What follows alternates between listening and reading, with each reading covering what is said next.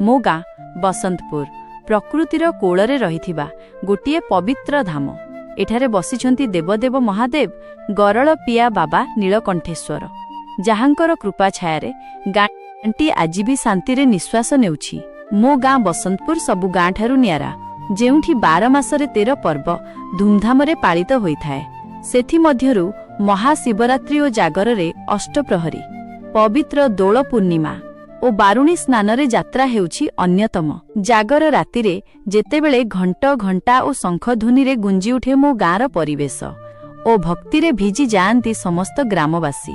ପ୍ରତ୍ୟେକ ଭକ୍ତଙ୍କ ହୃଦୟରେ ଜାଗେ ଶିବ ଭକ୍ତିର ଜ୍ୱାଳା। ହଜାର ହଜାର ଭକ୍ତଙ୍କ ପାଇଁ ହୋଇଥିବା ପ୍ରସାଦର ସ୍ୱାଦ କିଛି ଅଲଗା। ମୋ ଗାଁରେ ଦୋଳଯାତ୍ରା 5 ଦିନ ଧରି ଚାଲିଥାଏ।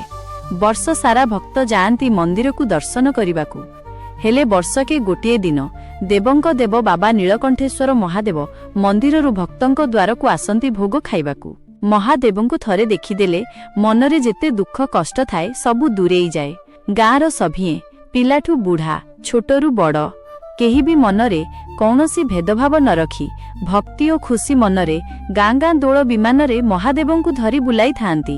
ଦୋଳ ପୂର୍ଣ୍ଣିମା ଶେଷ ଦିନ ସଭିଏଁ ଭାବ ଓ ଭକ୍ତିରେ ରଙ୍ଗ ଅବିର ଉଡ଼େଇ ମେଣ୍ଢାକୁଡ଼ିଆ ପୋଡ଼ି ସାରି ବାବା ନୀଳକଣ୍ଠେଶ୍ୱର ମହାଦେବଙ୍କୁ ମନ୍ଦିର ଭିତରକୁ ପ୍ରବେଶ କରନ୍ତି। ସାଗର ସ୍ନାନରେ ମିଳନର ସେହି ପବିତ୍ର ମୁହୂର୍ତ୍ତ, ଯାହା ହଜାର ହଜାର ଭକ୍ତଙ୍କର ଆସ୍ଥା ଓ ଆଶୀର୍ବାଦର ସମାଗମ। 3 ରାତି ଧରି ଯାତ୍ରା ହୋଇଥାଏ। ଯାନିଯାତ୍ରା ଆମ ପରମ୍ପରାର ପର୍ବ, ପିଢ଼ିରୁ ପିଢ଼ିକୁ ଚାଲି ଆସୁଥିବା ଆମ ସଂସ୍କୃତିର ଜୀବନ୍ତ ଚିତ୍ର। ଆମ ବସନ୍ତପୁର କେବଳ ଗୋଟିଏ ଗାଁ ନୁହେଁ, ଏହା ଆମର ଆସ୍ଥା, ଆମର ସଂସ୍କୃତି, ଆମର ଗର୍ବ, ଯେଉଁଠାରେ ରହିଛି ମାଟିର ସୁଗନ୍ଧ, ଭକ୍ତିର ଶକ୍ତି ଓ ଏକତାର ପରିଚୟ। ଏହା ହେଉଛି ଆମ ହୃଦୟର ଘର, ଆମ ପାଇଁ ବଡ଼, ଆମ ବସନ୍ତପୁର। ଜୟ ବାବା ନୀଳକଣ୍ଠେଶ୍ୱର।